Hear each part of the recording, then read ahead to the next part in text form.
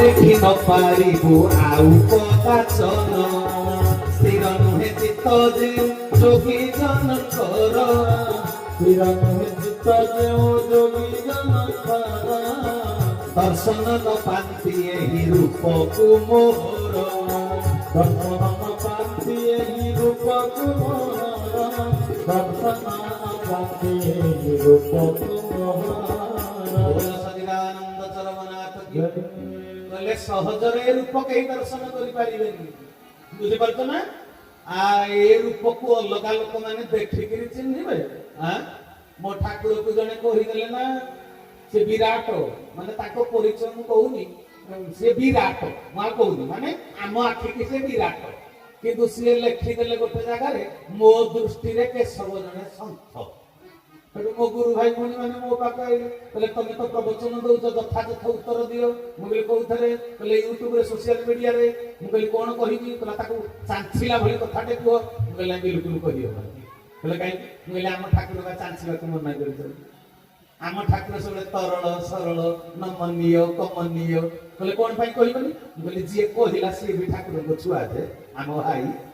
କହିଲେ ସତ୍ୟ ନା କଣ ମୁଁ କହିଲି ଆଉ କହିଲେ ତେବେ ସେ ଯୋଉଟା କହିଲା ଠିକ କହିଲା ମୁଁ କହିଲି କହିଲା ଠିକ କହିଲା କହିଲା କେମିତି ଠିକ କହିଲା ମୁଁ କହିଲି ସେ ସନ୍ଥ କହିଲା ତା ଗୋଟେ ଚୋର କହିଛି କି କହିଲା ସନ୍ଥ ଆମ ଠାକୁର ସନ୍ଥ ମୁଁ କହିଲି ସନ୍ଥ ନୁହେଁ କହିଲେ ସନ୍ଥ କିଏ ମୁଁ କହିଲି ସଂଜ୍ଞା ଖୋଜ ସନ୍ଥ କାହାକୁ କୁହାଯାଏ ଏ ସୃଷ୍ଟିର ସମସ୍ତ ରୋଗ ଶୋକ ଯନ୍ତ୍ରଣା ନିନ୍ଦା ଅପନିନ୍ଦା ଯନ୍ତ୍ରଣା ଯାତନା ଦୁଃଖ ଅବସାଦକୁ ଯିଏ ସହିବାକୁ ସମର୍ଥ ସିଏ ସନ୍ଥ ହରି ହରି ବୋଲ ତେବେ ମୋ ଠାକୁର ପରା ଲଳିତା ଛଡେଇଛନ୍ତି କଣ କହୁଛ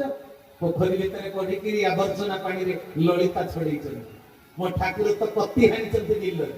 ସମସ୍ତ ସୁଖ ଦୁଃଖକୁ ସହିବାକୁ ଯିଏ ସମର୍ଥ ସିଏ ସନ୍ଥ ମୋ ଠାକୁର ହଉଛନ୍ତି ସର୍ବନାମ କେଉଁ ନାମ ଧରି ଡାକିବୁ ତୁମକୁ ତୁମେ ଯେ ସର୍ବନାମ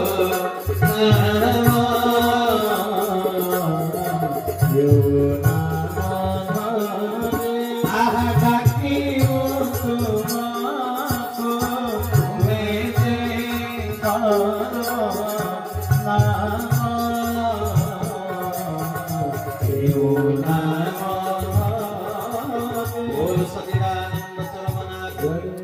কেউ নাম ধরি ডাকিবে তুমକୁ ତୁମେ ଯେ ସର୍ବନାମ ସେ ହଉଛନ୍ତି ସର୍ବନାମ ତାଙ୍କର ଗୋଟେ ନିର୍ଦ୍ଦିଷ୍ଟ କିଛି ନାମ ନାହିଁ ତାଙ୍କର ମୂଳ ନାମ ସିନା କେଶବ ତାଙ୍କ ଠାରୁ ସବୁ ନାମ ଗୁଡ଼ିକ ନିଷ୍ପନ୍ନ ହେଇଛି ତେବେ ତାଙ୍କୁ ସନ୍ଥ କହିବା ଠିକ ହେଇଛି ନା ଭୁଲ ହେଇଛି